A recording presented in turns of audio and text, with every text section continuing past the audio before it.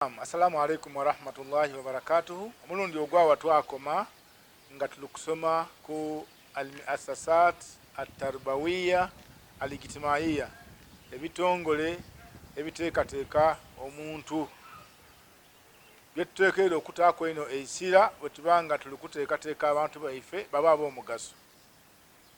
Bw'obanga oli nikyogeyalire ku bino, omwana we ajja kubula omugaso mu nsi. Twasookera ku kitongole ekisookera ddala okurisivinga omwana nga yakaida ku nsi ni almanzil oba albait au al-usra, amaka nagarisivinga omuntu mama ni baba mwazaala omwana yafuuka memba mukika eyo twageta nasale bedi yetuteekerateekera akati kano akajja okulabika naaba kakuze kagase abantu abandi bekanawangala nabo. Bwe twavaawo twakoba nti omwana bw'amala okuva mu myaka egy'obuto ng'akuzekuzeemu tumusindikira ekitongole ekindi kitwayita al-madrasa, eisomero. Twakoba nti abazaire mulina okufaayo ino okuboneka nti bw'oba olonda eisomero gy'oli kutwala omwana, londa eisomero eryo eritaasangule bewata mu mwana ono ebirungi wabula nga lijja kwongerezaaku.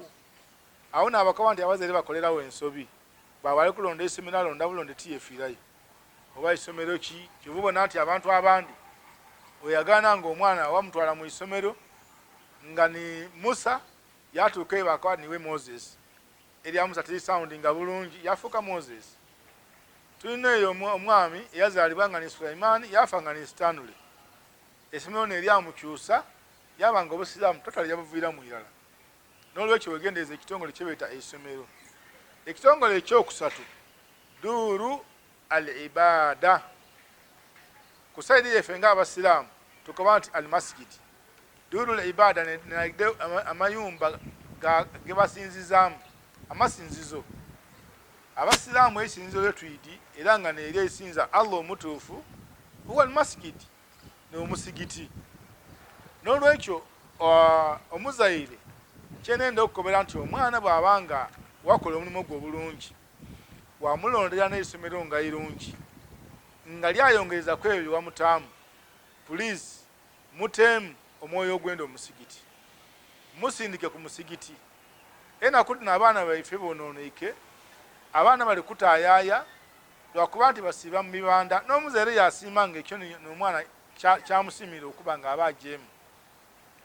Abaana bajja mu bibanda byakubona mipiira, abaana bajja mu bisaawe, aye nga omuzaire mwene akobe takomawo ku mwana we nti omusigiti guli wali kumpi gyosaaleku, aye nga amukoba ati mujeeba naimwe mu kisaawe muzaane, mujeeba naimwe mu kibanda, mujje mbona omupiira mu kibanda. Wasindika omwana nga yogyo omusindiike.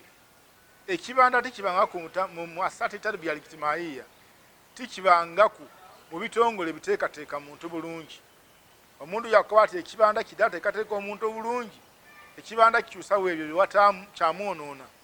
N'olwensonga eyo abazaire twege, omwana bw'abanga aize waka, abaana balira mu luwuumula baba waka, abaana batayaaya batya nga omusigiti guli awo. Yeta imaamu omukobo oti buno abaana bano baana ba kyalo kino baana bange ndikwenda baide ngeri basaale obatayidde onkobere.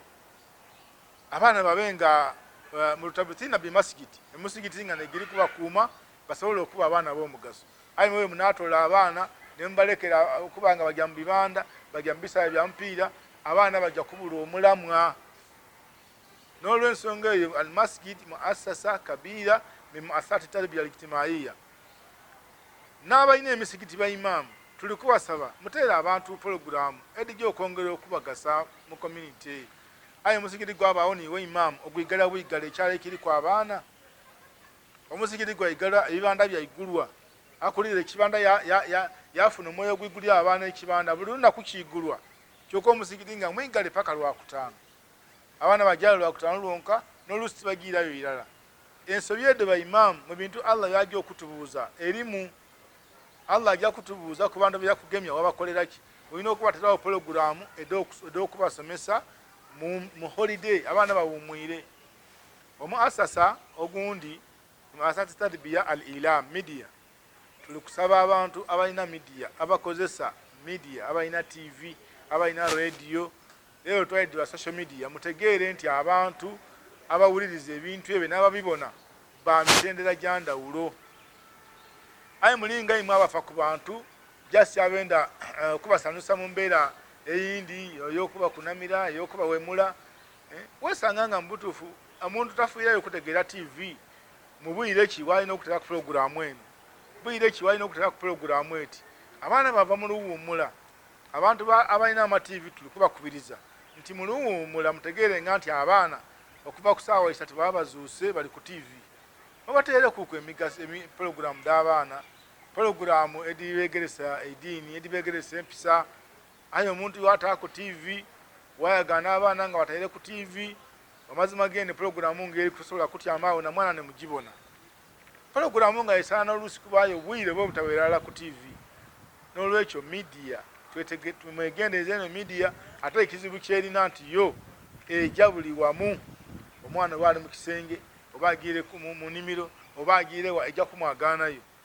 n'ekimu ku bintu ebyamaani wahiya sulta rabia eringa ni fourth arm ng'otoire ku judiciary ni justice ni executive kwegamba legislature kyani judiciary ni executive oyiza ku media so media tulina okugegendereza ino abazaire mwegendereza ino mwana wali kubona kiwaka ali kuwuliriza ki mwabagulira iPad obaga amasimu ayi timwetegereza biki bali kubona ku masimu ago bijja kubonoona then kyenendo okusembyayo jamaatul rifaq mulimu ku bintu ebyono ina abaana ng'ate bisobola okubategeeza singa abazaire tufiireyo ni group omwana yo gyatambula nayo niba ni mikwano gy'abaana bo lwaki tefaayo kutegeera Amina awaya naani mukwano gwe obanga omutegeere tiri kumutegeera nti nooyo wakomaawo ayitegeera empisa de abantu abandi abona omwana ali kutambula n'akandi